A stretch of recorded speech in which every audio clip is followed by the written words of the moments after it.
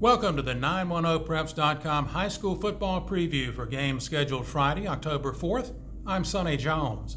Well, I guess 3 consecutive Friday nights without a thunderstorm or lightning or a hurricane affecting the high school football schedule.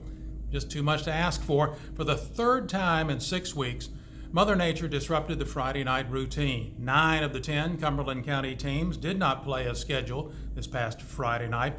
Only Terry Sanford got its game as scheduled, and the Bulldogs had to go to Wake County to do it. Rollsville beat Terry Sanford 34-28. It was an excellent high school football game. So it's on to week 7, hopefully Friday. Forecast looks good, hot but good. Of course, it seemed okay last Friday as well, so who knows? Well, let's start with the Patriot Conference, and who can figure that out? Don't tell me you've picked all the games correctly. Southview's 3-0 in the Patriot after whipping Westover 50-0.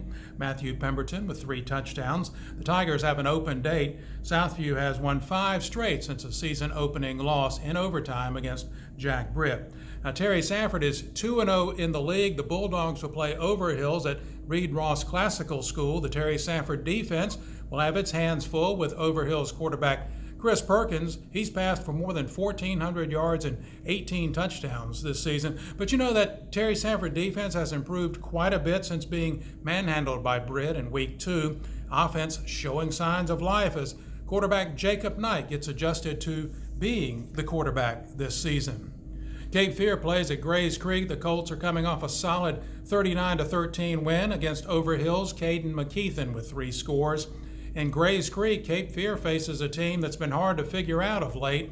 Now get this, the Bears lost to Southview 42-3, then beat Pine Forest 55-21 behind 6 touchdowns from Jerry Garcia Jr., then lost at E.E. Smith 34-23 Saturday night. Which Grays Creek team shows up Friday? We'll find out. You know, speaking of E.E. Smith, tip of the hat, a salute to the Golden Bulls. That win against Grays Creek snapped a 17-game losing streak. The Golden Bulls have been close several games this season, so you had a feeling it was going to happen. Well, they got the W on Saturday at D.T. Carter Stadium. Now, can they make it 2 in a row when they play at Douglas Byrd on Friday?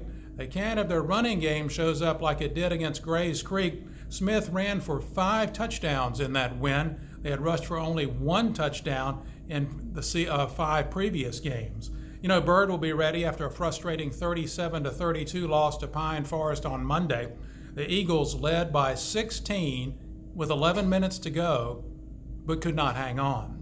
Pine Forest, which has had its share of ups and downs this season, will look for its 2nd straight win and a 3-1 start in the conference when it visits Westover. The Wolverines have won only once, and man, they've really struggled this season. But in this season of uncertainty in the Patriot Conference, well, who knows? Hopefully we'll find out Friday. The Sandhills Conference opened play last week. Richmond, Pinecrest, Hope County, Scotland were the winners. Scotland outscored previously unbeaten Jack Britt on Monday, 52-36. It was a terrific game at the Boneyard. What about Britt's Anthony Fifi? 9 catches, 122 yards, 3 touchdowns. Just too many mistakes, turnovers, penalties for the Bucks against a quality opponent in the unbeaten Scots. Friday in the Sandhills, it's Britt at Lumberton, 71st at Hoke, Scotland at winless Purnell Sweat, and Pinecrest at Richmond. That's the biggie. A pair of undefeated teams square off in Rockingham. Key one on Friday night. To keep up with the games Friday, visit 910preps.com for our live scoreboard, and we'll have full game reports and photos late Friday night at 910preps.com. On Twitter, you can share what's happening at your game with hashtag Run910. We'd appreciate it. Thanks so much for watching. I'm Sonny Jones. Enjoy the games.